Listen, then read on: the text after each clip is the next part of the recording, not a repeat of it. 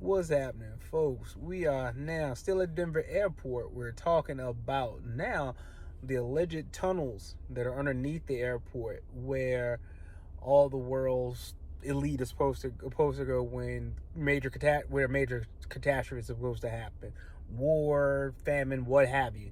But that's where they're supposed to go in those alleged underground tunnels in the Denver airport. Has there been proof of these tunnels?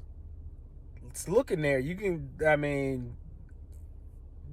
looks like when you go there, when you see the pictures, it looks like the underneath any airport. It looks like a bunch of corridors and stuff like that.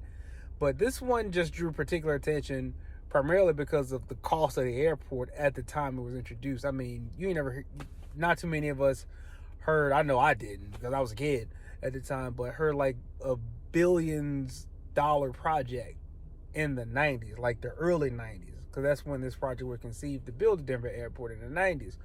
So yeah, that just and then you open it up to like why they spending this much money on this airport. Also, well, while they choosing this particular location to spend this much money, and is it because the elevation is going to protect them for stuff that see? It opens up that door to conspiracy theories. But if you just look into it, you see like it's just it was a project to build like a large airport at the time, and that's what it primarily looks like.